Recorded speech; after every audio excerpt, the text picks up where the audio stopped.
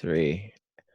Hey man, how's Hey, it what's going? up, buddy? How's it going? Doing very well. Super Good. stoked to have you. You're our second guest. Sweet. So Yeah, you had your buddy from Albuquerque the other day. yeah, we had John Bauer this week, and then Sweet. let's see, Monday I have John Hawley from Milwaukee, Yeah. and then Tuesday I have old school breaks sort of bass music producer buddy named Polygon who used to go by Fries. Super, one of my favorite breaks DJs ever. He'll be Where's he based out Wednesday. of? He's based out of Albuquerque as well. I feel like I've Super. heard Polygon You before. you probably have. Yeah. Super dope dude. And then let's see, Thursday. Um, got a dude named Anthony. God, what's his last name? I forgot his last name, but now he's a house and techno producer. I forget where his location is. So the goal is to hopefully, get a little bit of everybody. I got my neighbor who on the list too, who he's been like bouncing in Portland at clubs for 25 years or something like that. Yeah. So like, That's he's awesome. always telling me these crazy stories. We're like, dude, we need to, yeah, salute, man.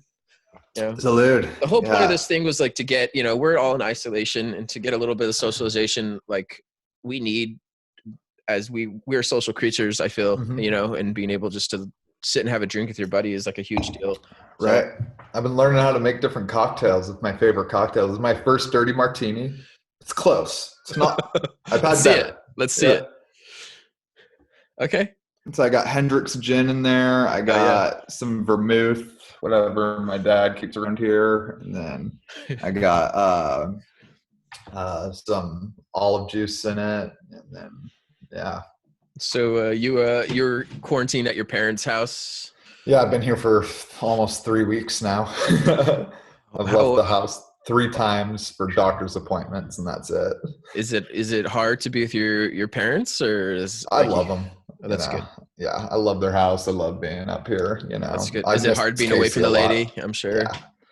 Yeah, but I wanted to be safe since I, was outside the bubble. Wanted to stay up here, isolated, make sure I don't get any symptoms, and then I'm gonna head back pretty soon here. Sweet. When do you think you'll head back to Eugene? Probably a week. A week. Yeah. My Nice. parents have this plan. It's my grandma's birthday, and she's in a retirement home, so we want to go outside with signs, and Okay, yeah, that's cool. yeah, That's super cool, man. So, yeah. Social distance. Happy birthday. we as humans, we're so. This is odd for a lot of us, right? For Yeah. those that are like myself. I'm such a social creature. Like sometimes I just want to go outside just to talk to people. Yeah. I'll make friends at the Rock sometimes. Dwayne's a good guy, I've heard. So I guess the whole point of this is like start off on music. I Mhm. have an option if you wanted to share, and if you wanted to maybe share some of your music that we could do a screen share and everything's recorded on here. So I know you as a Eugene based Mhm. primarily DJ Mhm. and party promoter, and now more recently over the past year, music producer. Yeah, yeah, Okay. Do you want to maybe talk a little bit about that just to start off? sure. I've like kind of on all that, or producer or promoter, or what bit you want first. I can Oh talk about man. all of it. Why don't you talk about DJing first? I think We'll talk. that's Yeah, sort of like an intro. I started as a dancer and went to being a DJ first and foremost. So, So what was yeah. the first do you remember your first party? Yeah, I do. It was that I played or went to. Went to.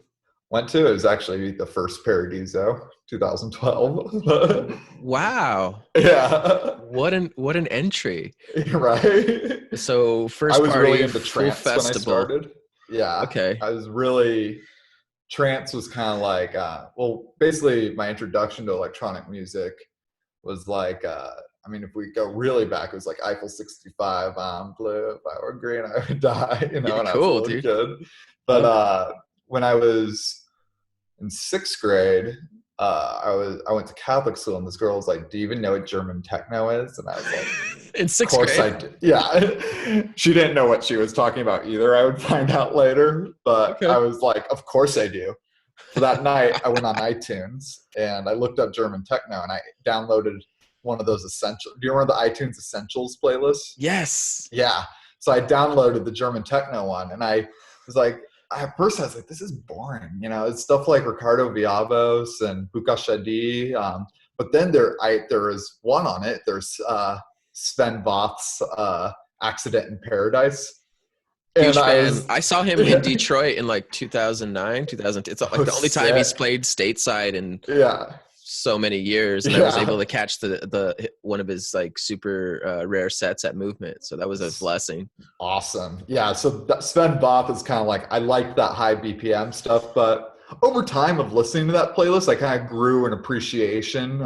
You know, Ricardo Villalobos ended up, you know, in the last few years becoming one of my favorites. You know, I was kind of like, it's kind of always been subconsciously in my head now, you know, since I was, you know, 13, 12, you know, like, but then when I was in 8th grade, I discovered psytrance. And then that led me to cheesy trance of all things from there. So Paradiso was kind of my first thing because there was, you know, Above and Beyond, Marcus Scholes, all this amazing trance music. And so I went there and I really liked it. But then I decided I wanted to be a DJ after that. And so I became a DJ and I didn't really play out for my first year, you know, and then around end of 2013, right at the beginning of 2014, I saw Kerry Chandler's Boiler Room, which I think he took down the one I saw because I went looking for it the other day and it wasn't up. But this Boiler Room Kerry Chandler did, I was like, whoa, this is like, because I didn't know about actual good classic house music like that. I like thought house music was electro house, and I didn't really like electro house, you know. And so, you know, being a trance kid, you know, I was like thought house was the death of trance music, you know. But it's because I didn't know about proper house music that much. I mean, I did. I knew like Buka Shadi, but I didn't know that was house music. I was really uneducated, you know, at this time on electronic music. But then Kerry Chandler showed me like, whoa, house music's cool. So I started picking up Kerry Chandler tracks, Hudson City 2 tracks, and got really into playing house music. And so I played my first set at a Renegade in 2014. And in like Southern Washington, like about 25 miles out in the country north of Vancouver, you know. And it was that month Frankie Knuckles had passed away. So I started my set off with Your Love by Frankie Knuckles. And I looking back, it was not a very good set I played. I started housey, you know, and then I got into like cheesy trance music, you know, really all over the place. Not good DJing. But it was, you know, I was like, yeah, I really love this, you know. So I kept pushing and pushing, and pretty much, you know, I was 19 or 20. I was 20. And so I couldn't really go to clubs, you know, where there's trance music. I was stuck in the kiddie rave scene, you know, like, yeah. I can relate to that for sure. Not being able to go to like the venue where all your friends are, where you know like the house music is, and you're like, got into this 18 and over thing. Listen to dubstep and Melbourne bounce and just all this. But you know, I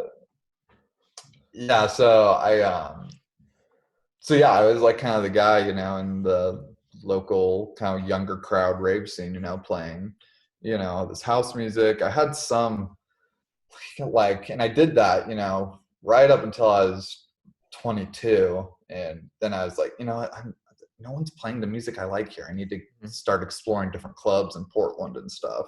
And I even had one older electro house DJ, local guy. Of course, I won't say his name, but he was like, he heard me at some Renegade one summer, you know, playing my house music, you know, and I was going on to close out one of these raves.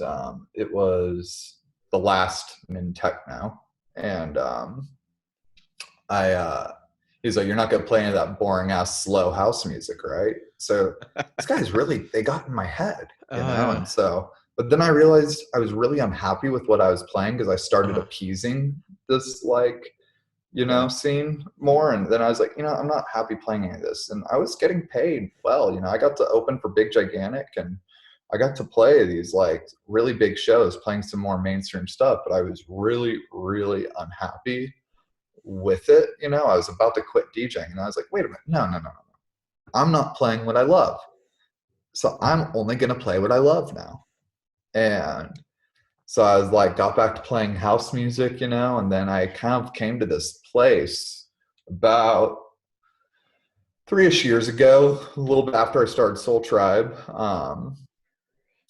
And I really like kind of came to this place where actually it started in 2016. I went to Cascadia Mhm. and I saw Una Doll play, and Una and Tara Brooks stood back to back.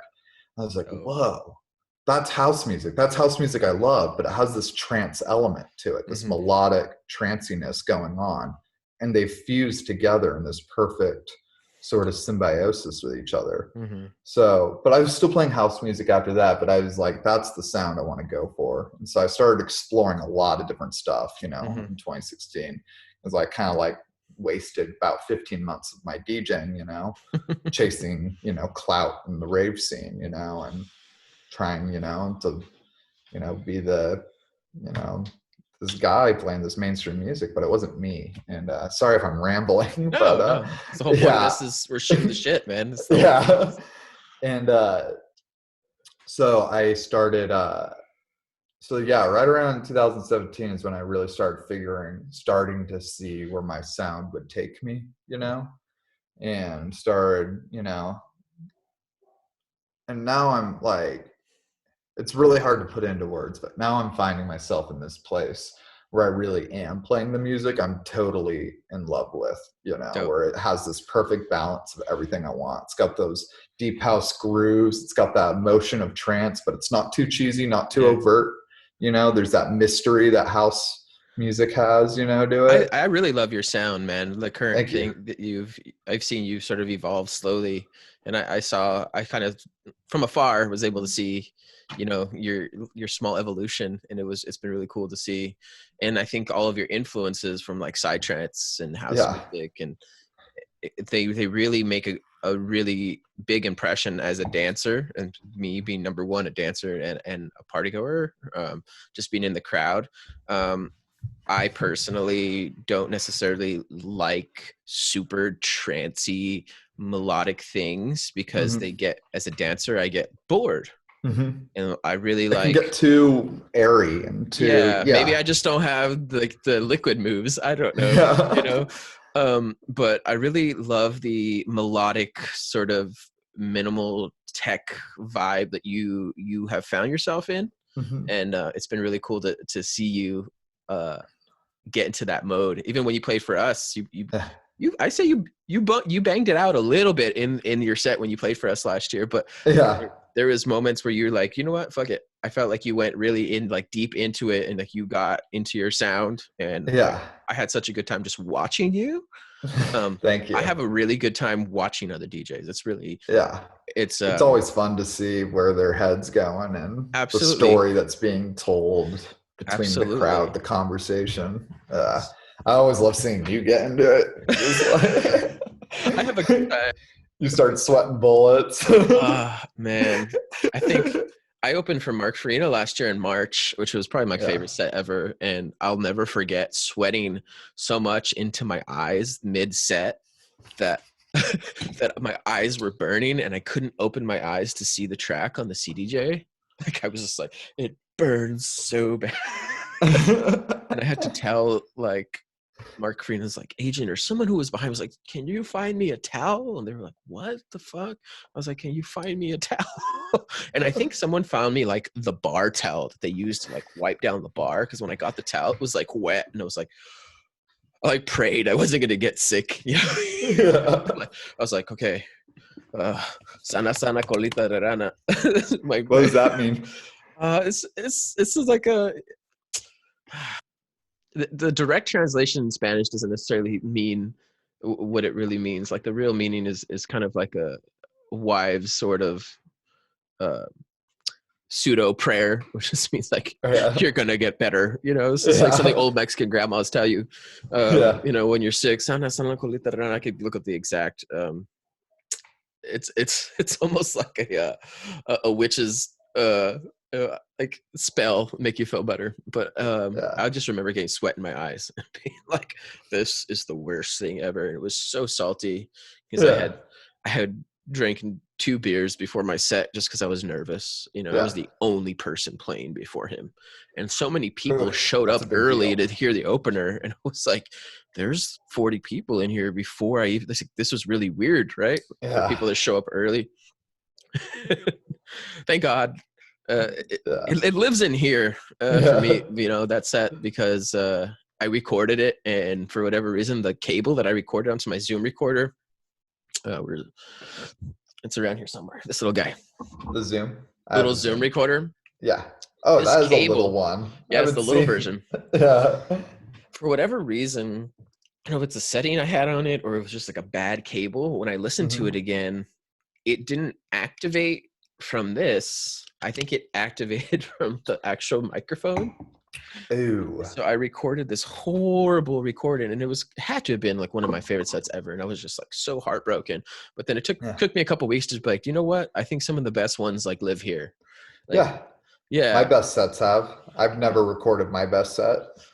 yeah. It's I don't hard think for me I've to record. recorded my top 5 or even 10 best sets I've ever played. I don't think I've gotten recorded. It's really hard. I know people that are like record religiously. Oh, you know Ben Anand? Yes. Yeah, he is the most on it record person I know. Just every set you play. Yeah, he is. He's on it. Yeah, that guy does It's hard. not go anywhere without his recorder. But that guy, he knows how to push his brand. And, Yeah. uh, I wanted to talk about Soul Tribe because yeah. it's been a big thing this past year, and I know you've gone through trials, ups and Oh downs, yeah. and Now we're tribulations in with. another one. Yeah, we're At in least another this one. one, we're all together. It's not just, So people out there watching don't necessarily know who you are or know Yeah. like what Soul Tribe is. So for people who have no clue what Soul Tribe is or where you're even Yeah. located, like how would you explain Soul Tribe to someone who, in another state and something like that? Totally. Not here. That's a very good question. It's pretty magical. Like, Yeah, and it's hard for people, I think, to know the magic without going to it. But so the idea behind the name is there's this idea. I think it's in Sanatana Dharma, which I'm a devotee of Shiva, Om Namah Shivaya, and I believe there's ideas of this in New Age, and this idea is around that basically in the spirit realm, before we come to Earth, we have a soul tribe or soul family, mm-hmm. and on Earth we're meant to sort of unite with these people, but Mm-hmm. they're usually not our blood family. Our blood family is important, it's very important, but we also have this soul family that Absolutely we're supposed to find. And so the kind of goal of Soul Tribe is to say like, hey, here's a place for freedom of expression, for all of us artistic types, all of us people who are, countercultural types, to gather and without judgment, without hatred, without fear, leave, your biases at the door, come in here and be able to be open-minded and loving, to all of us human family, all of us soul tribe, because we all are one soul tribe on this planet too, so it's about that love. So I really try, I go around at the beginning of the night blessing up the place,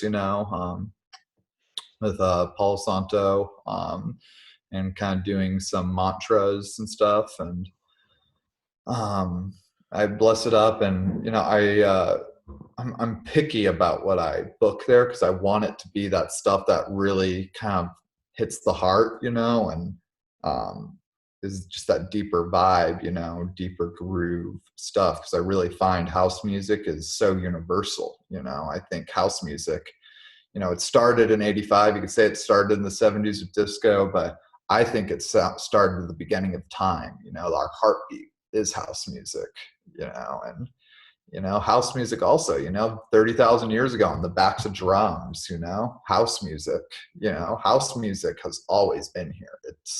It's the first genre. I like to think. I think it's the oldest genre of music on the planet, Um, That's it's pretty just awesome. it's our, legendary fathers of this movement in the 80s who brought it into its, into arguably its highest form, the guys like Frankie Knuckles and Larry and, all those guys, they brought it into its highest form, in the 80s for us to evolve it even more. And so, but still, back to my point, what is Soul Tribe? I digress. I can go off on these tangents for forever. Okay.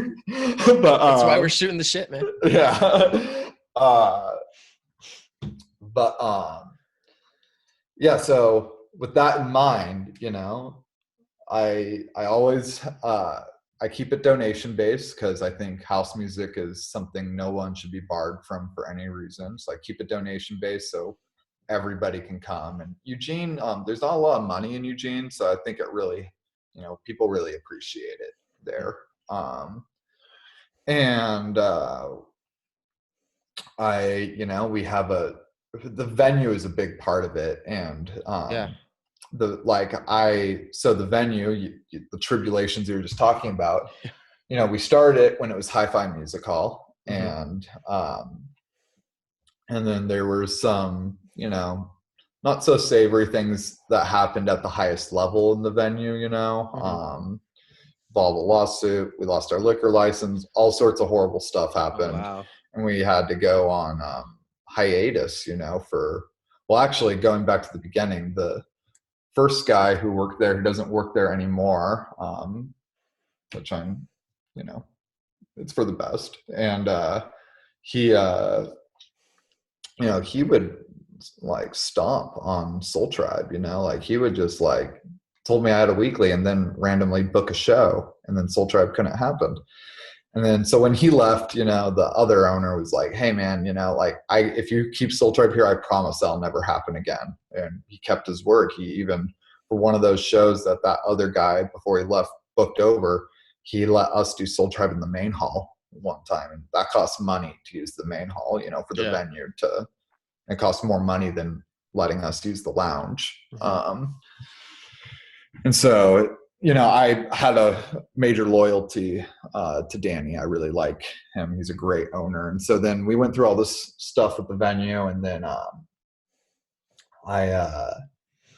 we got to, the venue had to close. We lost the name. We lost a lot of assets in the lawsuit, lost a lot of stuff. And so, Soul Tribe went on another 5-month hiatus, a year ago. A year ago today, we were still in the hiatus. It lasted from just like right after the 2-year anniversary to the end of April last year. And then we had another hiatus in August because we didn't have enough temporary liquor licenses to last us. And then we finally got back in September, but I wasn't expecting that second hiatus to happen.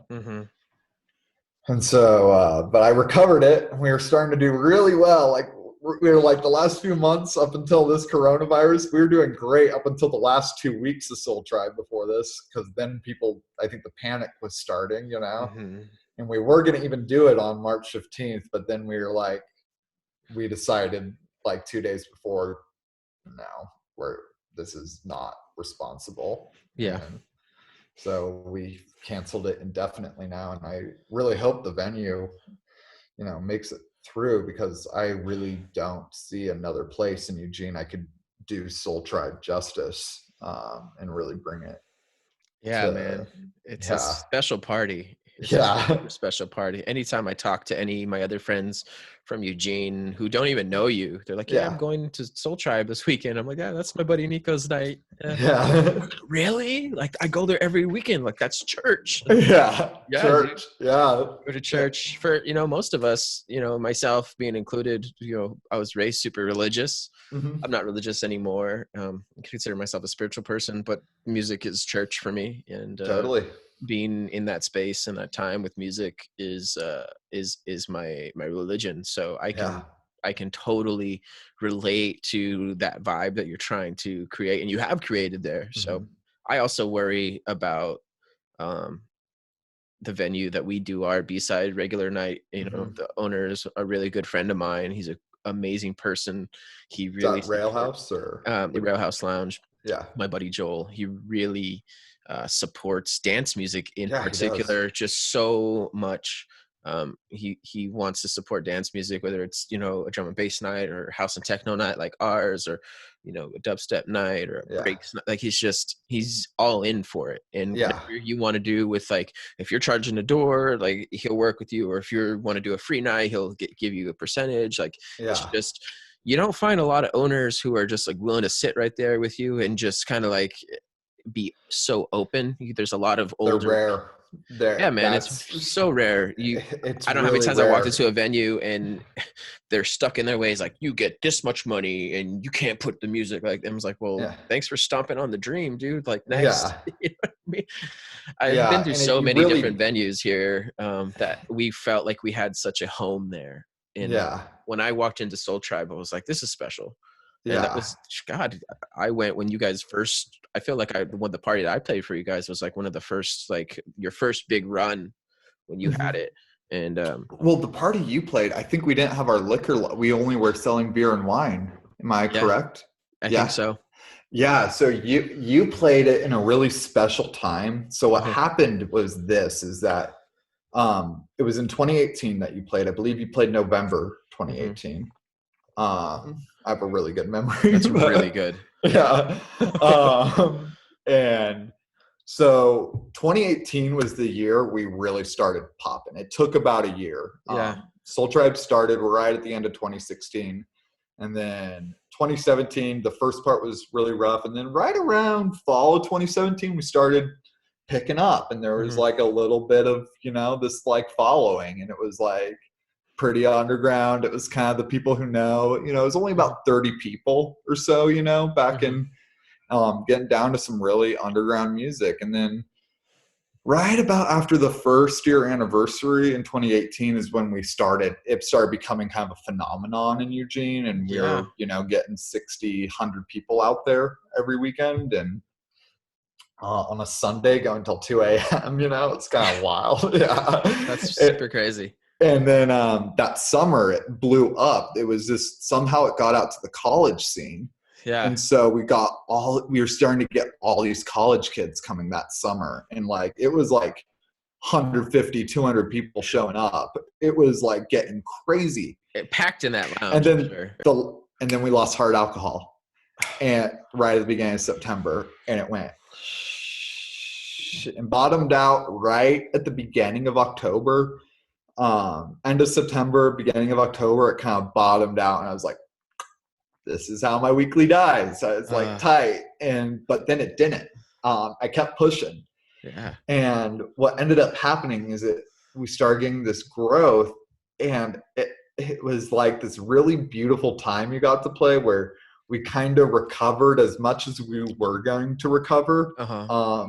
from that. And the party was like not so boozy. It was this really like high vibe spiritual thing going on for this really special about 2 month period from like late October, or even like the second weekend in October it started happening like that. We started up until the 2 year anniversary, which ended up being the last one for 5 months.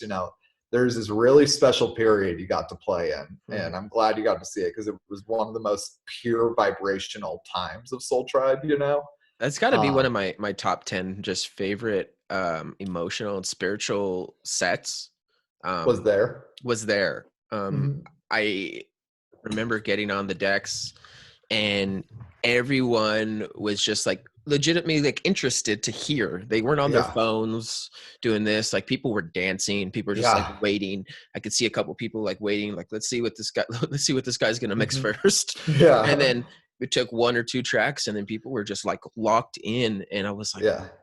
it was so different because I feel, this is just my own personal observation, Portland is completely different than Eugene in so many ways. Mhm. In fact, to the point where I've had to put signs out at our parties and be like, no cell phones allowed on the dance floor. Yeah. You know, we can't have Yeah. this anymore. Like, um, it was just so special there playing. And you have such a knack for quality that I was so appreciative. Yeah, such a knack for quality that I really appreciate that not a lot of people and promoters have nowadays. Yeah. As far as having super high quality sound, super high quality gear, super high quality DJs, and DJs who know what the fuck to do in an environment like that, and people who have experience with like actually, you know, giving and taking from a crowd while still being able to follow their craft in on their lane. Yeah. I think you do an amazing job at curating that night. So like, Thank you. out of all the people in this state, like definitely my top 3 promoters who actually, Wow. yeah, really, yeah, Wow. absolutely. I really appreciate that. Absolutely. Yeah. It's really, I feel like the bar is very high in Eugene because of you. I feel like the bar in Portland is a lot lower. I'm going to be honest. The bar in Portland is a lot lower. One of my first experiences here, going out to a house and techno night or a day party, I went, and the DJ was, you know, no offense to this said DJ who won't be named because they're actually a friend of mine. Yeah, there's no point in naming. Like, they were train wrecking like every track. Yeah. And that was, that's fine if that's your thing. But I was having a really hard time vibing, and it wasn't my fault. It was legitimately having a hard time vibing. I was like, okay, I'm gonna get into it. I'm like, fuck, there's another one. Okay, let's give him another chance. I mean, it was just hard. And not to say that like Portland doesn't have a lot of amazing DJs and a lot of amazing parties. Because they're there. And I feel like we've done a decent job with B-Side trying to have some quality musicians play. We have a lot of like requirements. Yeah. Like, people are like, we don't allow people to use sync. We don't allow people to play on a controller. We have this very like sort of like, I call it this old school mentality, like just mixing and rinsing tracks. And that's our thing. And some people have an openness to a different aesthetic. That's just our aesthetic that we put out. And I feel like you guys definitely have a similar vibe. We do. I'm not in your quality of content that you allow. I really just care about the DJ set. I want the best mix set possible for the moment. I'm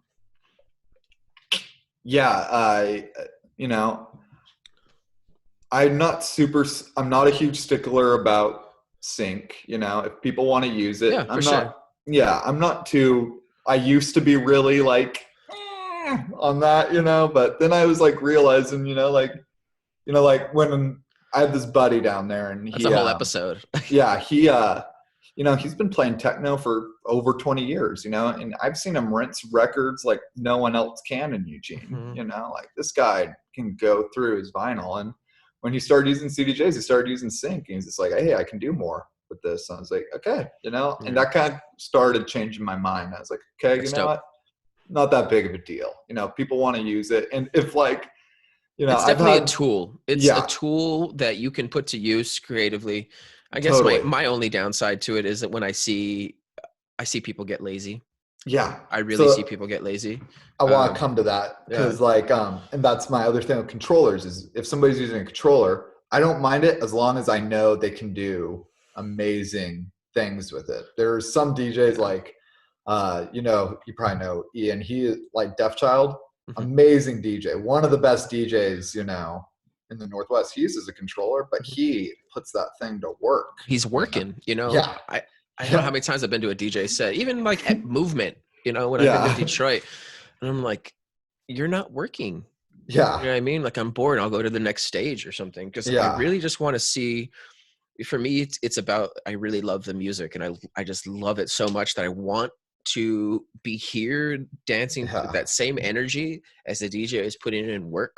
If they're putting in work, I don't think there's a problem with it. But that's the thing is some people, it's usually newer DJs, who are using sync or controller. They're doing it because it's easy and they don't want to get uncomfortable, And it's a stressful situation as a new DJ to start, your record starts to go off in front of people, like that panic sets in. Like I've been there. Yeah. Before there was ever a sync button. Yeah. I've train wrecked. before. Yeah, dude, Yeah. I've done it at huge show. I've had catastrophic moments. Yeah, I had a really bad moment. The first time I played a festival, I hadn't played with CDs before, and it was only CDJ 1000s, and I train wrecked every single transition. I did that once, you know. And the one that I was about to get, the song ended.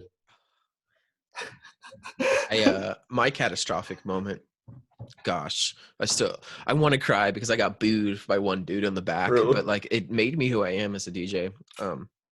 I was opening for J Flip in a rooftop bar called Nice. Effects Nightclub in Albuquerque, New Mexico. And I was on right before her. I played an hour and 15 minutes set. And I usually set the CDJ 2000s to load into only stop deck.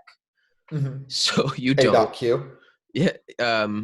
It's an option on there to where if the deck is going, you can't load another song. Oh yeah, yeah. I always forget how to turn that on because I like that setting, but I You hold always forget menu. it. It's like one of the first settings. It says load into only stop deck. I highly suggest using that at all Yeah, times. I don't know how to turn it. I've owned CDJs for years, and I've never I love when that setting's on, but I don't know how to turn it on. Yeah, even to this day, we've had Nexus 2s for a year now, a little over a year, and I'm still like, what? That's a new thing. I just got Nexus 2s about 2 months ago, Nice. in expectation that, hey, I needed to have some, my older CDJs, my older 2000s, they're starting to get a little bit used out. And I was like, Yeah. okay, those are going to become my home decks, sell my 900s, get Nexus 2s for Soul Tribe. And then this stuff happened. So now I'm not making my money back on all that money I spent. So what happened at that set is I mixed one track just fine, and then like probably like 2 or 3 tracks in, I had the dance floor was just filling up. People were anticipating her coming on, and I click and load a track into Wrong the load. playing deck. Wrong load. My gut went from like here to here. Yeah. And like I just thought in that split second in time, I was like, people can either see me be hard on myself, Mm-hmm. or people are gonna see me just fucking try and recover and smile it off, because like I could let people see me get mad at myself and throw this big old tantrum with myself, Mm-hmm. which I thank God I didn't end up doing. But like I smiled and I tried to like laugh it off. I'm like, I did this whole thing. I lost half the dance floor. I'll never half the dance floor. Wow. I've never seen one clear out that much for a wrong load before. And people are That sounds sticklers. like a mature scene that you're in. Evolved? It was evolved for sure. And I lost half the dance floor, and I'll never forget one dude in the back just being like, boo. And that moment I was like, damn, I've never been booed before. Yeah. Ever been booed. So I got booed at a top 40s club once. Happens. Yeah. But this guy didn't like that I would not play hip hop for him. I'd so never ever play with that setting again. Yeah. Never ever put that setting off or on again, because long story short is those people still booked me. I was able to open for her one more time, and then they booked me again to open for Justin J when I flew down there. So it was like, it's not like it was a detrimental thing to my DJ career. You know what I mean? So I think those moments of experience are golden. Not a lot of people have those, like, I call them golden moments, but they're really big learning opportunities to like what can potentially go wrong. Yeah. And a lot of people wouldn't see that as an issue. They're like, oh, you messed up, cool, like go on. But for me, just like being an artist and I'm an educator at the same time, I teach DJing, you know what I mean? I teach art every single day at work. So like I really want to instill into my students like this really high level of performing and whatever their art is, whether it's DJing or if it's drawing or painting. So I want to instill the highest level of expectations as I possibly can, so when they go out into the real world and become career artists and career musicians, that they can create art to their fullest ability and actually critique themselves. I think critiquing yourself is good. It could be good and bad, right? Yeah. Could be good and bad. You can go too hard for sure on critiquing yourself. Yeah. I don't know how many times I've been just self-conscious, right? Yeah. You good? I'm good, man. The little kids outside are like throwing the ball into the yard, and sometimes they hit my car. Oh, so you gotta go out and get off my lawn. Yeah, it's been interesting to be an older, growing up and now having a kid and just like, slow down on my block. How's the newborn doing? Oh, she's great, man. She's Yeah. great. She's 9 pounds. She's over almost 10 pounds now. Yeah. It's amazing. How's Whitney? She's very good, man. She's super good. She's been practicing DJing, by the way, is like, as far as like, I feel like I'm super ADD in my DJing lately. Like I want to do effects and just like feel all kinds of crazy shit. I really like hearing her DJ in the house just because she plays super melodic and sexy, like minimal melodic sounds. And she just rinses super seamlessly in her mixes. And she's like very conscious about which track she selects. And she doesn't use any fucking effects. She doesn't use any looping. And she'll rinse for like half a track and just make it butter. Sounds like she mixes like I do. Yeah, dude. Like you and her, like I feel like you and her would play an amazing back-to-back set. I'm sure, because I don't loop ever. You know, I sometimes if there's effects there, I might use the dub echo sometimes. Might use the filter a little bit, but not that much. You know, but you know, the Condessa is my preferred mixer. That thing is all about selecting the right track and absolutely. Yeah, that thing is a science experiment. If for anyone who's never played on a rotary mixer that has no like view meters as far as like channel meters, it's all in ear. I've had some horror stories from friends who are like, oh fuck that shit, I'll never play on one of those. And I'm like, dude, really? Yeah. Like you for people who don't know that matching by ear quickly. That's the thing people don't realize. Yeah. You figure that out quickly. And the fact a lot of people get freaked out that the EQs only drop out 12 dB, you know, but it doesn't really, it doesn't matter. It like the basses still sound good together. It's like real strange. It's real strange. I recently played on my buddy Andrew has the Radius V4 4V. Oh, nice. The Master Sounds. Yeah, the Master Sounds, dude. I want to play on that thing. Honestly, this much better than Condessa in just being able to see the level per channel. That's heard that. The only reason. Yeah. But as far as feel, I would say the Condessa has just this much hair over the feel. Like out of all of them, I've even played on the rack style Condessa, not the Carmen, but the Allegra, which who has one? C White has one. C White has one of those. And he's one of 3 people in the Pacific Northwest with one. There's me, him, and then I didn't know. I thought it was only me and C that had a Condessa, but he said there's a Lucia somewhere around here. Oh, 2 channel. Yeah. So for people who don't know what the fuck we're talking about, what the fuck are they talking about? Rotary mixers is a whole culture, right? It's this whole culture of sound audiophiles, mainly, who are mostly DJs, not all the time. Can you explain how you got into rotary mixers? How I got into rotary mixers? Yeah, I'm sure this could take up a whole episode. I just want you to go, please, because I want to hear this, because I really appreciate that audiophile like nerdiness. Like, nah, we're going all gold inside. Yeah. So my first rotary I played on was a Zone 92R, which is just the rotary version of a regular Zone 92. And Eugene, I don't know if many people know this about Eugene, probably not, because it's not a huge scene, but Eugene, about the cult of Allen and Heath, right? Eugene is one of, like, it might come up as a surprise, but it is so strong in Eugene. There's probably 30 Zone 92s in Eugene. Everybody, that is the mixer everybody has there. That is the mixer. If you're a Eugene DJ, whether you like that mixer or not, you got to be comfortable with that mixer, because it is everywhere. I am one of the only I think I am the only house music promoter in Eugene. I think there's one other actually who doesn't rock that as the mixer they force everybody on, but that is the mixer everybody has to play on. So the thing I never liked about the Zone 92 at the faders is it had that, its curve is like that, you know? So it's nothing and then everything there. I never liked that. Well, on the R, it's not quite like that.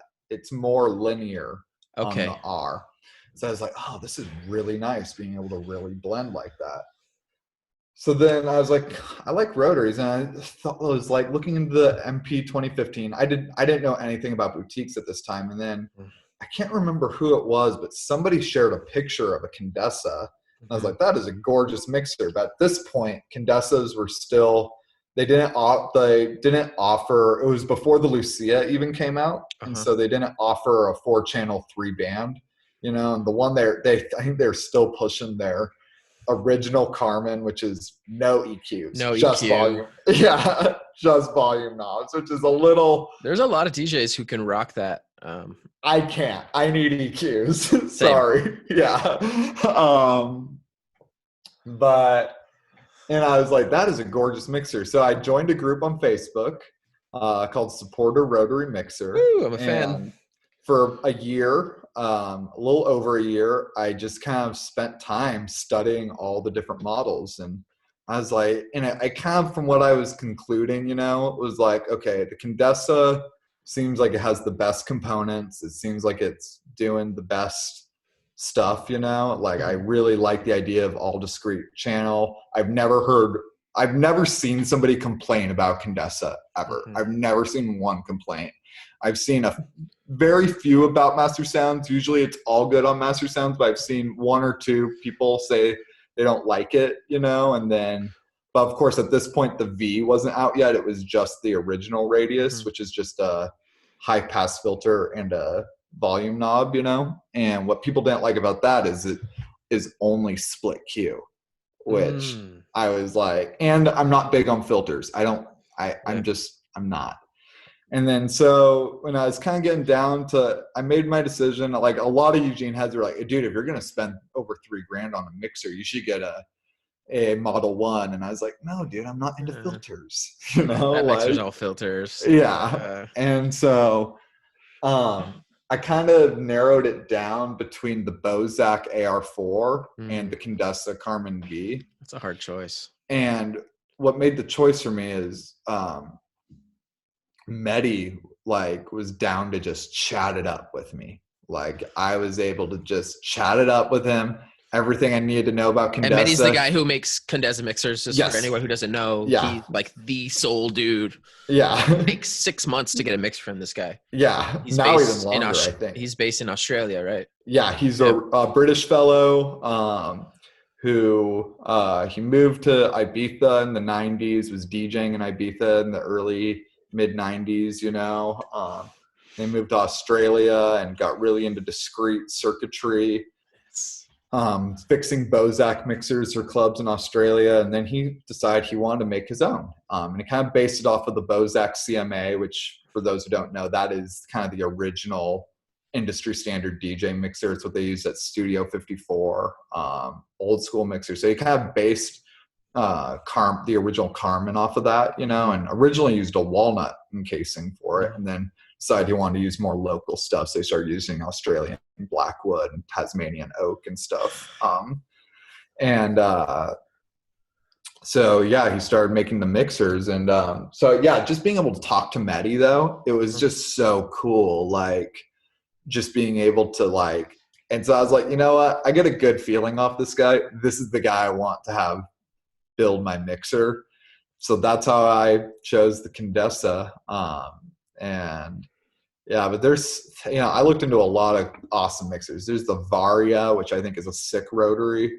That's only 2-channel though, so that's kind of, but Varia, it's a lesser known one, but the specs on that are really good. And the nerds say that is an amazing mixer, especially for disco. The Varia sounds really, it gets live instruments sounding really, really good on it. And then, you know, I looked at the ARS for a minute, but a lot of people at that time were kind of saying Condessa over ARS from my research. And I kind of, you know, this is kind of shallow, but I kind of liked how the Condessa looked more. But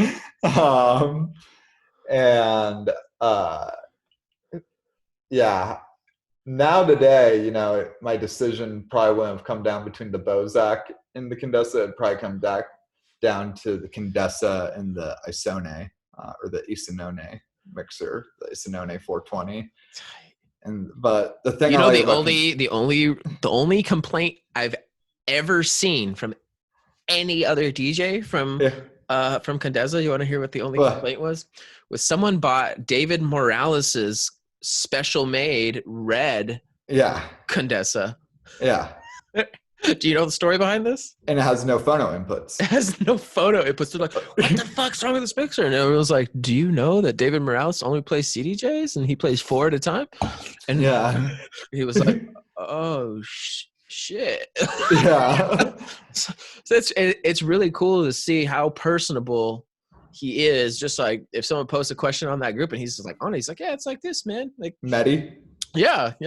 He'll chat it up. I'm pretty sure I've had one or two conversations with him just asking about a mixer, just on the chat. I'm like, he's really quick about it. Not all people are like that, you know.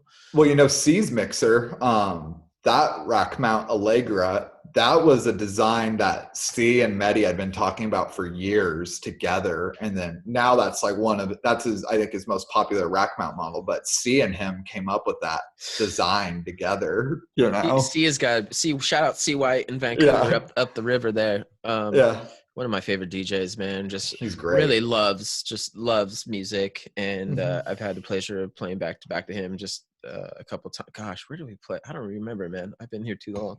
It was like a house party or something, but I had the pleasure of just playing records with him, and he's just got an amazing selection. You know, he like knows exactly where that fucking record is in his case, and that's a lost art, man. Is vinyl digging. You know, looking at my small vinyl collection behind me, and I got a couple more bigger than mine.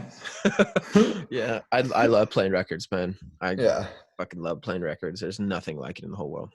I need to get one of my 1210s fixed. It's been broken now for like. So you decided on the Condesa, man, and so far, like, you would give it a grade. What grade would you give it? A+. I agree, man. I don't know if you remember me leaving Soul Tribe and be like, oh, you were in love. That was a spiritual experience. Yeah, just spiritual. Everything's coming out of that mixer. You're not losing anything in that mixer. It's completely like, you know, I have a really fucking expensive mix, the Nexus 2 mixer, and I have the same one too. Does not in any way, shape, or form sound as warm as that does. My only complaint about the Condesa is I wish there was an 3-band isolator per channel. I wish you could just have some kind of switch to be like, oh, we're only going to isolate the master, channel 1, channel 2, or channel 3, channel 4. If he could figure something out like that, I'm sure it has a lot to do with how things are routed. That's about to come out. He just developed the circuit. Really? To do that. Yeah. That's what I would be on. Yeah. I like the EQ, you know, just because I do like how that bass blends, you know, like with the Condesa, it's like there's nothing quite like it, you know. Like, I feel like with that quality of mixer though, and his skill set, if he was to make a negative infinity isolator per channel, that it would be fucking fabulous. Like, it would be too big. That's the issue, because you know the whole thing with a discrete circuit is, and there's a video of Medi talking about this, is, you know, discrete. If you have a integrated circuit, it's about that big. Well, if you make that integrated circuit a discrete circuit, it's about bigger. That big. You know, so this mixer would be it would be massive. So his isolator it's a 20, I think it's a 24 or 26 dB cut. Okay. That is his isolator, and that's probably as good as you're going to get with discrete circuits, you know. This is for most of the electrical world, you know, discrete circuits are data technology, but they're really good for music. You know, they're better than integrated circuits are for music. So that's like that's the whole reason he uses them. But people aren't developing science on discrete circuits anymore. So anything he needs to develop for it, he's got to develop that himself. He's got to do that research and development himself, because he's one of the only people in the world still working with discrete circuits on a regular basis, you know. Yeah. But that whole community in the rotary rotation mixer group is just, everyone is so positive. I'm in a bunch of other groups, from like truck groups and music groups and this and that, and house and techno groups. It gets nerdy in that group though. Yeah, people are like, but I would say for the most part, people are really helpful with each other. They are. They'll very give each helpful. other some resources, or they're Yeah. willing to like, here, PM me. I'm going to explain this for you. And they're like, I had this dude send me like a whole chart on discrete circuits and one day, and like, he's like, this is the difference between discrete circuits and everything else. And I was like, mind blown that some random dude from England was going to just like share some knowledge with me. It's a oddly tight knit community. The discrete, the rotary mixer community. Yeah. It's this like, it's a niche of DJing. Yep. You know, I love it, but you're right. They are positive. You know, sometimes you get some old school attitudes like, you know, playing CDJs through a rotary, that should be illegal, you know, stuff like that. You know, you see that occasionally, you know. Like I've seen like one that like, if you're not playing vinyl through your rotary, you're missing the point, you know, which, okay, sure. But at the same time, you're not missing the point. You know? I think missing the point is an overstatement there. Like, yes, you're going to get vinyl is going to sound amazing out of a rotary. We know this, but so is our CDJs, you know, like, but yes, your vinyl, you know, if you really want to get the best sound out of the old record, you know, you know, like the rotary is part of your audiophile-ness. Absolutely. Yeah. I wanted to talk about, we've talked about Soul Tribe, we talked about how you got into DJing. You've been producing. Yeah. And I have been following, and it's been really cool to see you release some music. With Luke. Yeah, man, with Luke Mandala. I bring up, I'm going to do a screen share with you here just a second. I would permission to play. Please, let's hear it. A snippet of your track. Do you have a particular track that you're super proud of right now that you would what's your favorite track that you've made? Released with Luke. Is that the Mother of Dragons track? Yeah, I love the original, and I really love what Antrim, who, if people don't know who Antrim is, we're really stoked to get him to do a remix for us. Okay. He right after we commissioned the remix from him, he went on tour with Hernan Cantaneo and Nick Warren, and so Antrim is like, he's like an up and coming force in the progressive house scene right now. Yeah. And, so I thought he did a killer job on that remix, and that was the thing off the album that on that remix he did hit number 21 on the Beatport top progressive house tracks. Yeah, man, I saw it rising. Yeah, the original got to 97, but yeah, so either one of those, you know, would be great to play. Let's I play the Antrim remix more actually lately because I've been playing more deeper stuff than really banging progressive. But yeah, cool. Let's go ahead and play just a snippet of your OG one. Cool. Do a quick favor for me, and then just do a mute real quick, and we'll just listen to the snippet of this. Okay. All right.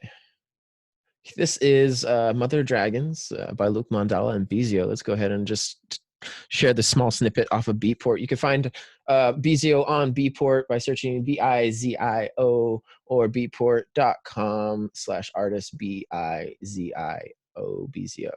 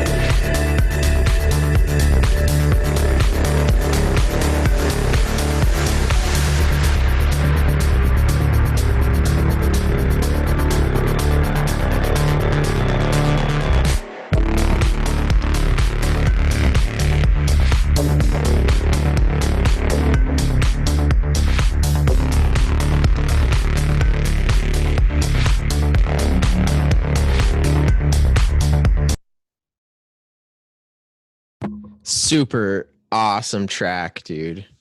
Thank you. Awesome. Just, I haven't listened to it in a while. I was like, once this is over, I should go back to playing that one a little bit more dude, again. it's super awesome.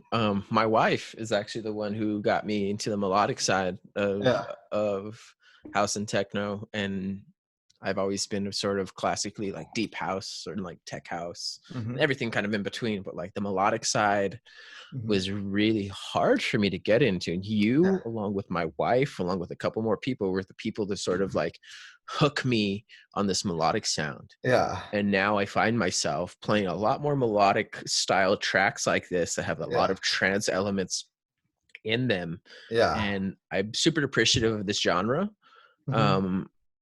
I feel like this is such a great middle ground for people, for instance, like that are into that playa tech style music. You know, people go to Burning Man, like really into this sort of melodic vibe, and bring together a lot of like our house heads and techno heads and find some sort of middle ground.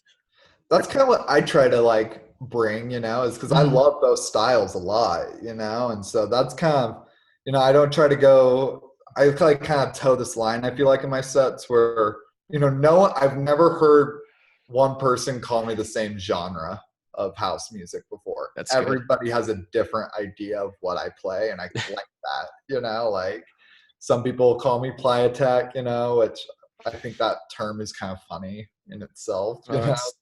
Yeah, because it's just Afro house. Yeah. And everybody has a different, like when, there's just so many, like I've heard people call like Jack and Tech House playa tech before, and I've been like, that is objectively not. That may or may not be a reflection of the type of people who have been allowed to go to Burning Man and how. It's true. People call what's progressive house playa tech. Like I've heard so many different things on that. I've never been to Burning Man, so I don't know what playa tech is, but I do love how genres have mixed together to a point where like we cannot put this on a certain shelf. Well, that's why I think my sets are really my DJ sets, they're very eclectic, but they have the same kind of flow with each other. But there's stuff I play that sounds very classic housey, Detroity. There's stuff I play that sounds very progressive house. There's stuff I play that sounds very tech house and deep house. I play a lot of different styles, but it's all me in the end. That's good, man. I'm just going to do a quick screen share real quick. You don't have to mute yourself, but I'm going to share with our viewers where they can find you on the internet if they want to buy your music. So at Beatport, they could find you by searching Bizio. On Facebook, they can find you by searching Let's go to your Facebook here.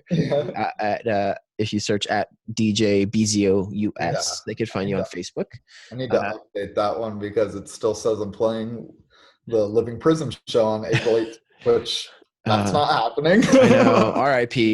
And then you got a SoundCloud, also Bizio, and it is soundcloud.com/Bizio Healing House Music. And then I got that new mix I put up there. I'm really happy with. And then you got an Instagram at Instagram.com/Bizio_music.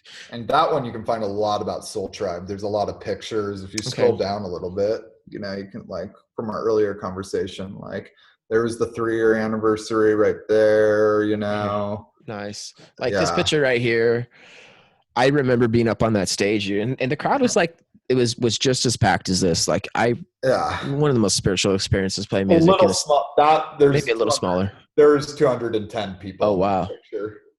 There was about like 65 people there. I love these girls in the front who are just like praying. The thing in this, so what we do on the anniversary, if we know it's going to be a big party, is we take out the couches that are usually on the side there, and then that makes that space gigantic. That's nice. That's what we're allowed to do at Rail House. Thank God for Joel and them. They're like, move whatever tables, like we'll take the couches sometimes out. You want it smaller, sometimes you want it bigger, So That's like there's that game with being a promoter. You got to play that psychology game a little bit It's because, hard, man. yeah, Right? We even tried to like do like the boiler room style, where we like let's put some like cocktail tables behind us, which was not a good idea, and I yeah, do not recommend, because then yeah. you're literally just inviting people with drinks to the booth. Um, Dude, don't recommend. I rented my CDJs to a City Hearts party once. That was terrifying. It was fun, Yeah, but terrifying. There was drinks being handed over my decks. There was like I don't there rent was like my gear, 30, man. yeah, there was We have a big rule, my wife and I, is we do not rent any piece of gear. We worked really, really hard, and that's just our own thing. I'm sure I yeah, can make some money off of renting my decks and everything, but like at this point in my life as an adult, I really value all the work I put in just to being able yeah, to afford this stuff. It's taken 12 years for me to get a setup yeah, like this. So I have a rule where I don't rent my mixers, I don't rent my decks, anything. Like, do I yeah. have it? Yes. I've had some people get super salty with me, but I don't even want to go into it, but yeah, I have a I rule. rent sometimes. I don't rent my It stuff. depends how I feel. Like I rent less these days now that I have like parties that I'm making back my money on, Yeah. for my equipment. When I just had CDJs, I rented them because that was the only way I was going to make money back on them, Yeah. and I wasn't throwing parties. I like got my set of 900s back in 2014. I had 350s before that. And so I would rent those. And then I got a 900 in 2015. And I've gone through, I'm on my fourth Pioneer mixer now. I had an 800, I had two 900 Nexuses, and now I have a Nexus 2. So I've had four Pioneer mixers. And yeah, and I just sold my 900s, and now I got four CDJ 2000s. I've But had the Nexus 2 mixer, the 900 Nexus 2 for just over a year now, and I've already yeah, sent it in once to get something resoldered inside of it. It's definitely not made like the older Pioneer mixers. I had a DJM 500 or it 600. sounds better though. It's amazing The as far Nexus as 2, sound. yeah, the Nexus It 2 sounds way sounds, better than any of the yeah. old Pioneers. If you were to put this mixer next to just an 800, you're like, wow, that's Yeah, very or warm. even a 900, Yeah, even the old 900. it's great. It's this new era of digital mixers. They're good. They're like the Rain MP 2015. I think that mixer sounds great. I like the new Denon mixer sounds great. This mixer sounds great. Um, but back to the rotors. They do offer just something a little more extra. Definitely something different. When Whitney and I, my wife, first decided we were going to invest in a high quality setup because we were going to be doing shows so often, Yeah, we actually went back and forth between a Condesa. In fact, our yeah. change jar in our cabinet still says Condesa savings on it. Really. Yeah. And Would then you we consider getting one in the future? absolutely in the Yeah, future, if I, financially can get it, as far as it's something extra. if we don't have the end of the world happen. Yeah, I just don't feel comfortable with letting anyone touch it. And I'm Yeah, sure you could relate to, like, if you're not comfortable with this, yeah, you shouldn't touch it, because yeah. you might blow something I up. actually peer pressure people into it, like, because I want to hear it on the system.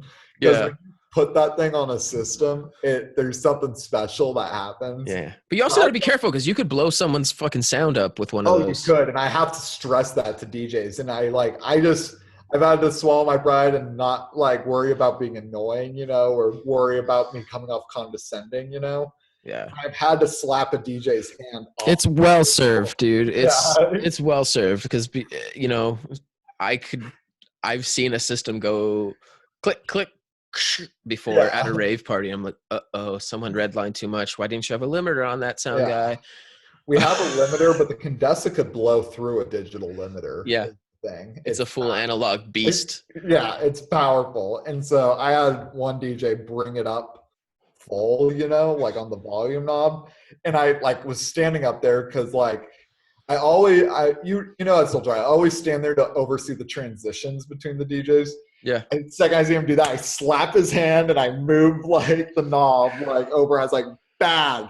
He's like, I thought you said don't max the master of the booth. And I was like, yeah, or these. They're gain knobs. Yeah. You don't max a gain knob on anything. You're playing with gain knobs on the Condessa. Had someone at our night, the night before, whoever was using the mixer at Rail House had taken the compressors on the mixer, on the sound mixer, Yeah, the compression all the way up. And I hadn't noticed when we turned it on. Were they playing dulcimers or something? I have no fucking clue what was going on, dude. Were they playing penny whistles? I think it was a karaoke night, so anything could have happened. Yeah. But someone had the compression all the way up, and I didn't notice. And at first, I was like, I thought I was gonna blow my ears out, just like, and then this evil shriek, and I just turned everything down at once. Yeah. And was like, caught my breath. I was like, I hope I didn't blow this fucking $20,000 system in here. Let's cross my fingers. But everything was okay. Yeah. Thank God. Most systems can handle a few seconds of horrible. Yes. Yeah. Yeah. I said, and that whole system there it's like a modern day, K series QSC. So luckily they have limiters. There's a smidgen of a computer in there that realizes what's going on. Like, gosh, we're at an hour and 15. Probably we got like 15 minutes more. I wanted to ask some like sort of off-brand questions that have nothing to do with music, just because I think are super fun to get to know people. Do you have any hobbies? Like, what's a hobby outside of music that's not outside of music? Yeah, it's not playing music or making music. Well, I'm very into meditation and mantras. I'm very into meditation. I like hiking. What else do I do? A little bit of a coin collector, even kind of randomly. What kind of coins? Mostly old silver dollars, dimes. Old silver coins mostly.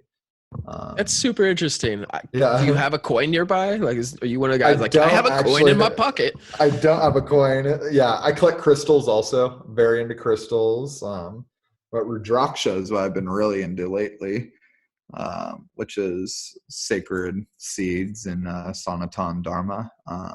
Yeah, cool, man. I got 2 of those while I was in India and Nepal. Yeah. Some super rad pieces. That's cool.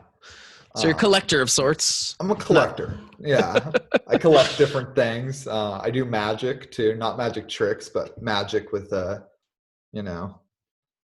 focusing my energy for manifestation. Okay. Yeah.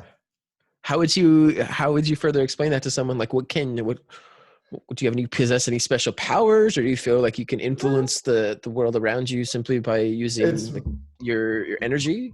I can use my energy to help focus where I need to go in my life and to focus my desires to come into fruition is what I can do. And that's awesome. Is what I use magic for. Yeah. Oh, yeah. And I've been I've practiced witchcraft and magic, since I was a wee child, since I was like 12. Oh yeah, man. A lot of people they get like a suit, like especially religious people, they get super like, whoa, magic, witchcraft, whoa, or like paganism, like whoa, and like no, actually, prayer is magic. You know? Absolutely. Yeah. Now I have some super fun questions. You get to pick one: cats or dogs? Cats. Really? Yeah, I love cats. Why? Well, I was attacked by a dog when I was a child, so it's taken me a long time to warm up to dogs since then. I was really deathly afraid of dogs for a long time, up until I lived with my buddy Chad Benz, a Soul Tribe resident, one of the only Soul Tribe Sunday residents, and amazing DJ, one of the just best DJs I know. Chad, if you're out there, love you. But I lived with him for almost 2 years, and his dog Charlie just made me love dogs. But cats, I've grown up with cats. I love cats. Yeah. Tight. Yeah. That's always something I like to ask people. Your dogs, I take it the way you respond. 120% dogs. Yeah, dogs all day. I've had dogs since I was a kid, and I've had a relationship with cats that has not been so savory since I was a kid. Some people like cats like do not work with them. My next door neighbor is a kid. The house next to us was a cat lady who used to feed all of the feral cats in the neighborhood.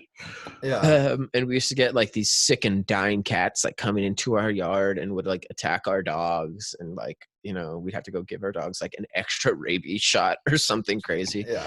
And the animal control would come around like every 6 months, and we'd be like, yeah, it's the lady next door. And she absolutely hated us. Yeah.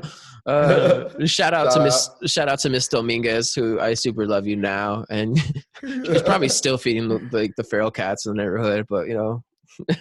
Yeah. Let's see what else. Okay, spicy or sweet food? You have to choose one. I have to choose one. Yeah, you gotta choose one. I love both. I know, because they go so good together. Are drinks included in that? I'd say why not? Okay. Just because drinks are included in that, and I love Mai Tais, I gotta go with sweet. Okay. Yeah. Nice. Yeah.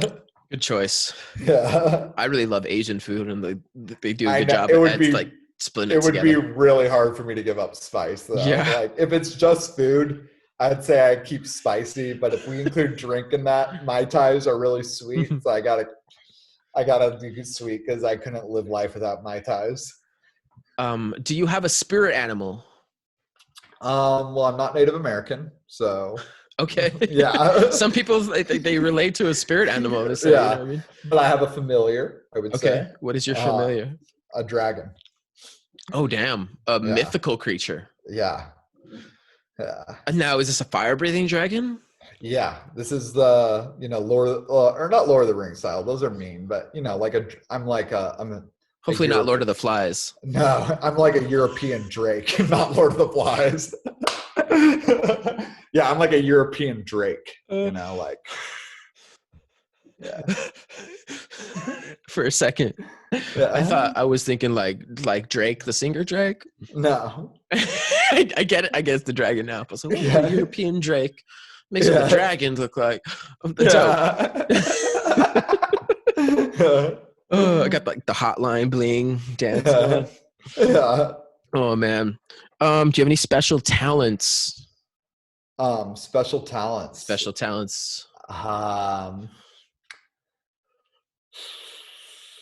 Special talents. Can you juggle? Can you balance something weird on your nose? Can you blow bubbles off your tongue? I don't know.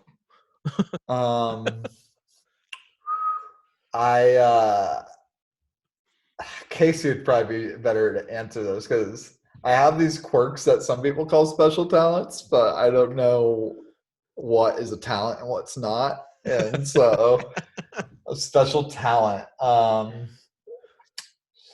You can save that for another day if you don't. Yeah, we'll save that one for another day. Let's go on to the next. Favorite dinosaur?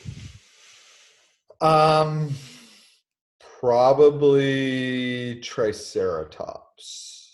Nice. Why? In particular, they're just badass, dude. Hell yeah! You get to defend. Yeah. Have all this armor on. Yeah, there's another one though I really like. I'm trying to remember. It's like I can't even remember the name of it, but yeah. Oh, Oviraptor. Oviraptor. Yeah, I think that's the name of it. But basically, it's like a gigantic goose. Yes. Yeah. It's like a giant. Yeah, and it could, like, if velociraptors attacked it, it would just kick them to death. Like, this thing was it was literally a gigantic goose. That's great. Yeah. That's my favorite dinosaur, actually. Hell yeah. The Oviraptor. Hell yeah. Man, do you have a green thumb? Can you plant stuff and make it live? My mom does. Okay. And when I was a kid, I liked gardening when I was a kid a lot. Okay. I used to tend to my bonsai trees a lot. Do you still have bonsai trees? I don't have bonsai trees anymore. That's something I'd like to get back into, is Those are cool.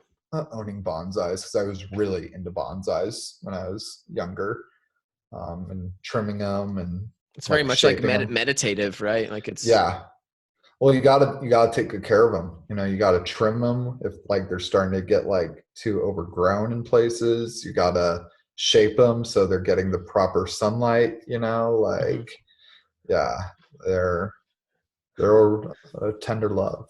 You know. That's great. Yeah. Do you do any sports?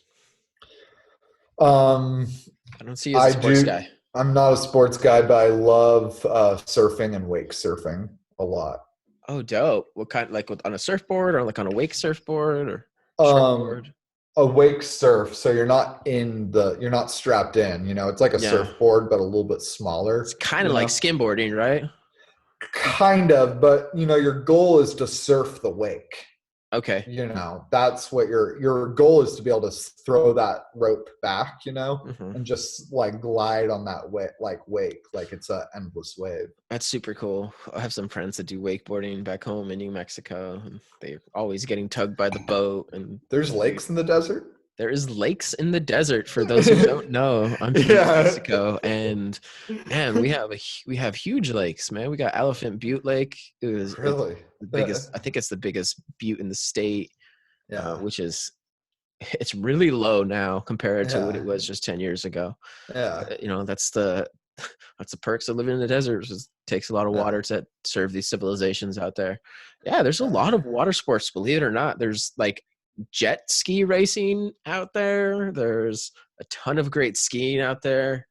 Uh, but yeah, the desert has some really cool stuff. It's a high desert, so it's not necessarily like what most people think of the desert. It's a high desert is Yeah. it's Like hotter Bend. than yeah, a little bit different, but I would Yeah. say it's similar in a lot of sense. Yeah. Like it's hotter than hell during the day, and it's colder than hell during at night, and you I get didn't all realize New Mexico is a high desert. Is yeah, Arizona a high desert too, or? yeah, a lot of places. Yeah. Flagstaff for sure. There's in Albuquerque where I'm from, you could get all 5 seasons during 1 hour of daylight and Yeah. never see a cloud, and you've got hail and snow and sunlight and wind and calm like That's within the same wild. hour, and you're like, I don't know what's going on here. You're like, I think we're too close to the military base. Yeah. They're experimenting. Yeah.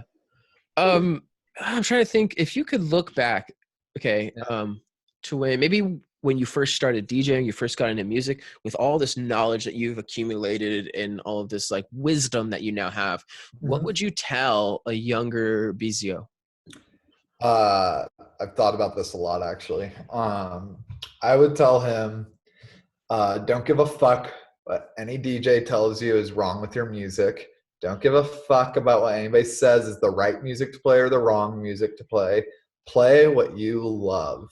Don't listen to anyone, because I wasted so much time listening to, Mhm. like I was talking about earlier in this. I wasted so much time listening to DJs tell me what was wrong with my music when I Yeah, was younger, and I should have just been playing what I love, because now that I'm playing what I love, way happier with it and yeah, doing my favorite stuff, that's great, man.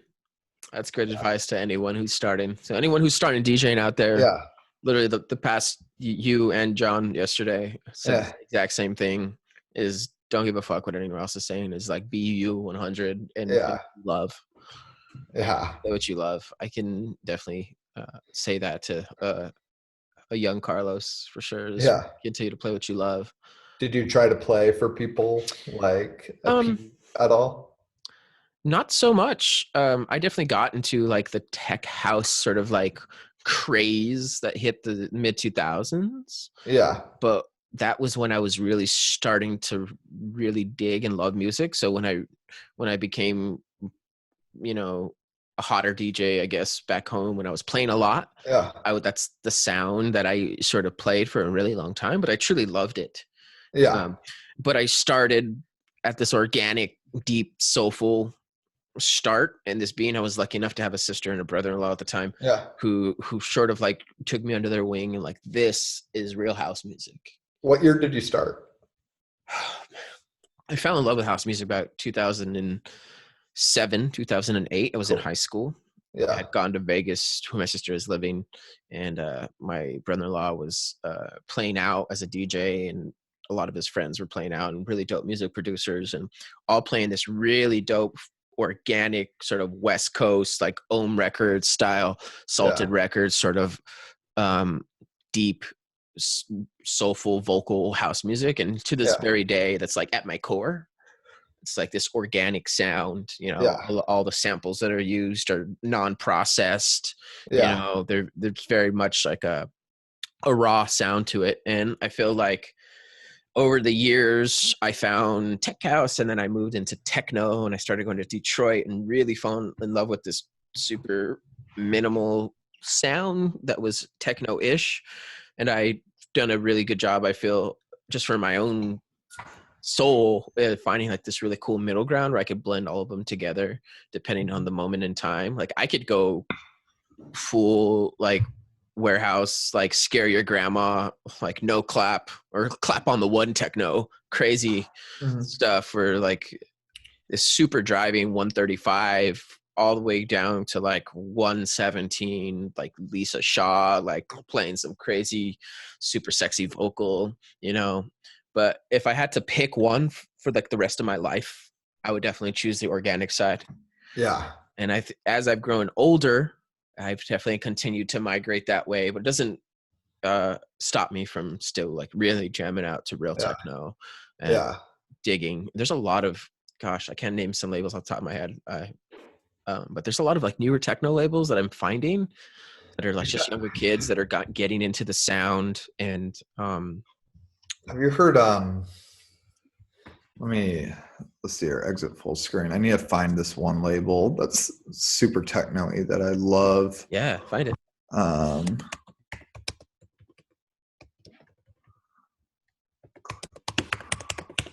is that label?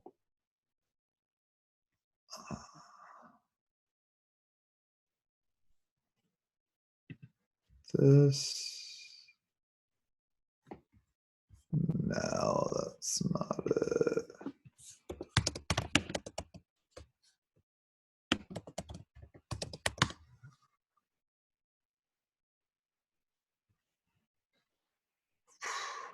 Something Eclipse.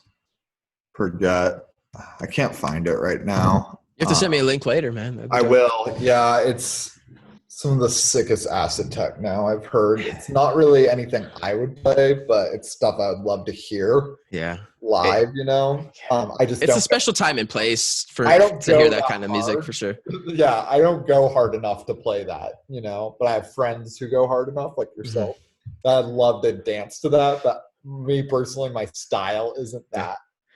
I've had a lot of people get really surprised because I'll start super organic and deep, and I really like reading the crowd. And sometimes it will get so hyped, we're like, okay, let's see what happens. Like, let's throw something super banger at them. And there's been a couple times where I've like scared some people off the dance floor, or like made people like, you know, like not be able to breathe because I played so fast or something. You know, got to like 133 or something like that. John was just telling me yesterday, it's like, I've been playing super fast. Like, I've been playing at 135, and I'm really odd. That's so fast. It's really odd for even like he plays a lot of breaks in tech house. So. Back when I played trance music, that was that's great. But it's not like full blown side like a 200 or something. Yeah, that's what my roommate, who's also named John, he plays like 200 BPM plus, like ritual size, what they call it, and it's like the craziest. Yeah, it's like Go a Gill style, like. Okay. Yeah. Believe it or not, over the past couple of years, I'm not attracted to that sound, but I've been more accepting as the word I would say. I used to be kind of hater. I'm not gonna lie. I'm like, fucking Goa or Psytrance or like any of that shit. Psy has a lot of haters in the United States. Absolutely. But you go to South America. It's huge. It's the soccer of dance music. It is. Like you go to I have a bunch of friends in Mexico, in particular, southern Mexico, who like really love Psy. Yeah. They're into Psy. Push on. Homie's a good dude, man. Yeah. Speaking of push, shout out Christian, who doesn't speak very good English and did his like very best to like use Google Translate to communicate with, you know, who you were able to book him. I don't know how that show went for him, but I booked him too. You know, he played a pretty decent set. Yeah. Well, Soul Tribe gets down on prog like that. Yeah. It was very progressive. But Soul Tribe, Yeah. Big ups Christian, who he lives in Mexico City actually Yeah. He now. has a Psytrance alter ego though, that's why I brought him up. Tight. Yeah, I Yeah. think any Mexican DJ, any Southern Mexican DJs, everyone has a alter ego. I have a drum and bass alter ego that I'm What super do you quiet. play? What do you play drum and bass under? Comma, Comma. That's right. Yeah. comma, and I have nothing up like links or anything. It's just like a Yeah. like if you know, you know. Yeah. I play my side chills, the other genre I play sometimes, and I just play that under Bizio, but I have it billed as side chill set. Dope. Like, yeah. I've never thought. I really like the. I don't know how comma. I guess it implies an and. Yeah. And so that's kind of. Yeah. I have all these weird ideas for how I name things. Um, do you watch Silicon Valley? No. There's this character in it, and he's like this douchey billionaire, but he's like barely a billionaire. You know what I mean? Like he's got like exactly $1 billion. Okay. Right. And but his whole like personality is based off the fact that he's a billionaire, you know? Uh-huh. So he goes up to people and is like, I'm part of the 3 Comma Club. And he has this tequila called Trace Commas. And he's like, do you know it has 3 commas in it, Richard? $1 billion. What would you do with $1 billion? Right? I can't even think. That's too many things. I'd help some people. He has like an existential crisis when he has like $900 million in the show. And he's like, Richard, you ruined my life. I'm not a billionaire anymore. I had to sell my McLaren. I don't have a car. But they're like, wait a minute, you have a Maserati outside. And he's like, yeah, its doors go like this, not like this, not like this, like this. Yeah. And now I'm not a billionaire anymore because I don't have a car that goes like this. I have a family member who's an in-law who put in an order. Who's a scientist all his life, and he was a very humble person. Works on has a live-at-home farm now in his retirement, but he ordered the Tesla truck, and he's still waiting on it to come in. It's going to be another year, maybe 6 months before he gets it delivered. Yeah, and I'm so excited just to go visit. It's I want to drive that thing. It's tight. I'm a big fan of Tesla and all things Elon. People hate on me sometimes. I'm like, homie wants to go to Mars. I'll join you. Elon's the shit. Dude. I don't care what anybody says. Elon is dope. Shout out to Elon Musk. Shout out to Elon. Did you hear his tracks, dude? Did you hear his tracks? Yeah. People were hating on his tracks, but think about this dude. He's such a tech savvy guy. And I hate when people hate on someone just because they're known or they're famous for liking. Yeah. I saw someone the other day. It was a little cheesy, I felt like.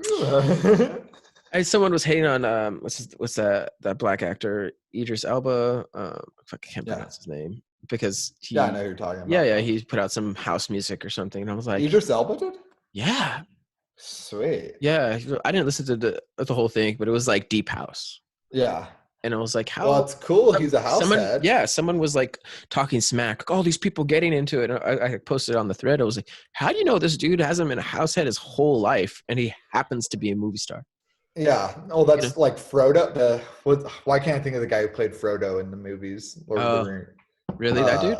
Elijah Woods. Right.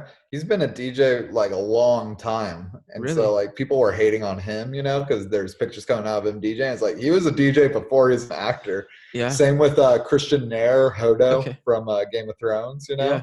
He was a well-known DJ in Ireland before he got into acting. A lot of Shaq too. Shaq's been a DJ since he was a kid. A lot of these guys. Do you know who I've seen DJ live who has been a DJ a long time that everyone hates on and I still kind of hit on? Who? Kid Rock. Kid Rock's a DJ? Dude, believe it or not, the dude can cut. The really? Dude can scratch. I have no idea. Babe. I want her to comment on this real quick. Hey, babe. I think she's in the middle of something, but yeah, she got me to go to a Kid Rock concert years ago. And he was cutting and Dude, scratching and he does a whole like 30-minute set where he plays and scratches and cuts and just does very DMC style turntablism. The dude's yeah. from Detroit, dude. You Yeah. know, he was raised in a place where music is part of the culture. Just because Shout out to Detroit, because shout out, Detroit is dude. awesome. I was raised on Motown music from Yeah. my mom. What a great music town, right? You know, I have so much appreciation for that area of the country. Yeah. I was raised on Motown, like raised on Motown. Like So I that's could why you love the name. soulful organic That's definitely house where it music. comes from. That's definitely where it Yeah. comes from. My mom raised me on all, like, if I were to go into our old family shed, just hundreds and hundreds of old 45s, Motown, Motown, Motown, Motown, Yeah. Motown, Motown. Or Columbia Records, when they branched off and they started doing Motowniest tracks when Yeah. they lost a lot of their artists. Yeah. Man, so much time, so much awesome music in that town, from Motown music to soul music to jazz to techno and dance music, even disco. People don't talk about the Yeah. disco scene in Detroit. But it's like Detroit is like some real music shit, like Detroit has been doing it It's proper. dope, man. Yeah. Yeah. That's like, I think My I wife was just texted me. She's like, "Can't. The baby's sleeping." ah But kind of as Motor City, the motor part of Motor City kind of declined, I feel like a lot of money left that town. But I think Detroit, if they as a city got really on their music scene, I think they could be another Nashville, for more forward thinking music.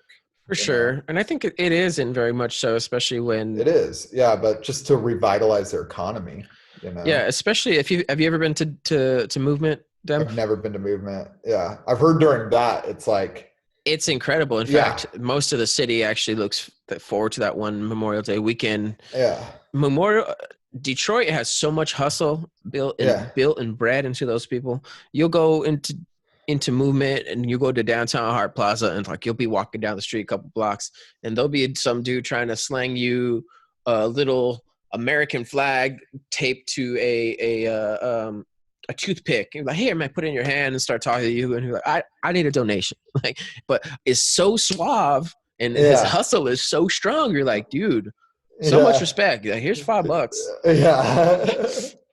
Oh, Detroit hustle isn't a saying for no reason. Detroit hustles harder, man. Detroit. There's a hashtag, Detroit hustle harder. And visiting Detroit the few times I have, I can definitely agree. Yeah. They got a different sense of hustle. Who I've referenced him in this, but shout out to Becker, down in Eugene, awesome techno DJ. But he tries to go to Movement Detroit every year, and his CDJs, he has Movement Detroit stickers all over it. Detroit hustles harder. He's a huge drum code. Detroit. That guy, is passionate. I dig the whole Adam Bear drum code vibe too. Yeah. There's a lot more to Detroit than just that sort of sound that when you go, and that opened my eyes. I agree. I can't even begin to. He grew up out there, so I think part of it is if you could go back in time, just like trying to think about what's a good ending here, to like, do you have any like regrets or something that maybe you might have done a little bit differently with what you know now? Or, we talked about what you would tell yourself, but like maybe something you might have done a little bit differently. It relates to that. I wouldn't have sold out my sound. I wouldn't have gone clout chasing. I started playing, like really poppy electro house stuff, at one point that I really didn't like playing, but I was good at playing it, and it was fun to get those, raves of, younger kids, jacked up, and it got me to play at the McDonald Theater. But I wish I would have just stuck with house music I loved, instead of selling out my sound and getting a little EDM for a while, like Well, I did. that's super honest of you, man. Not a lot of Yeah. people would just be willing to even admit that to themselves. So Yeah. part of breaking down your ego is being super honest with yourself. And Yeah. from time to time, I think it's important for everyone, whether you're a musician or an artist or a regular person, to be super honest with yourself. And Yeah. there's a one point in time where I could say that I was like following like a certain sound too much, and I was like, I Yeah. gotta really just take it back to my roots. As Carrie Chandler says, I see you following trends, trying to make them ends. Mm-hmm.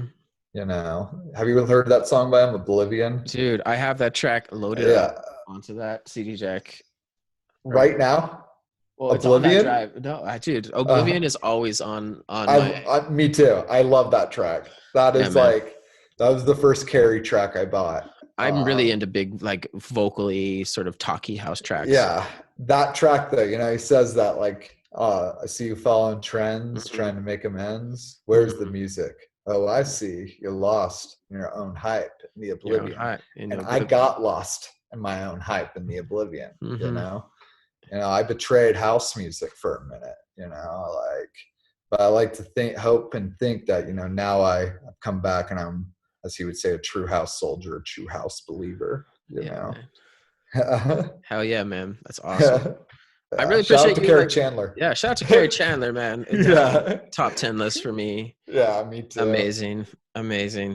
So Yeah. many, man, I could go on for hours like this talking about music and yeah, me too. and just like having this social connection has been super great, especially being, in lockdown here on the West Coast. A lot of cities are. Yeah. So I appreciate it. It's been nice. I like the view that you went for. Yeah, right? Is that the river behind you? That's Lake Oswego. Jeez. You are in a very high quality quarantine there. That's part of why I've stayed up here, you know. Do you have at least something music to get you by? I'm producing while I'm up here. Okay.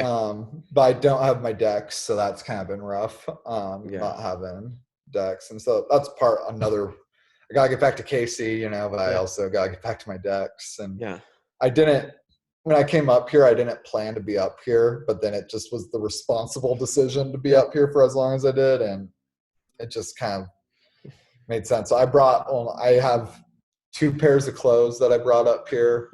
Like, I brought clothes for a couple days, so which has turned into a couple weeks. So you got a washer and dryer. You're fine. Yeah. But, you know, every time I leave the house and come back, I take off all my clothes and right into the wash. And yeah, you have to. I don't want to get this shit, dude. Like, did you have it? Like, I don't know. I was sick for 5 weeks, almost 6 weeks, the start of January. Sounds like you had it because it's a long lasting. It was in my lungs, and my lungs were super dry, and I almost couldn't cough. Yeah. It was like the dry cough. I couldn't cough like a full cough. It hurt. And it hurt to sleep at night. Yeah.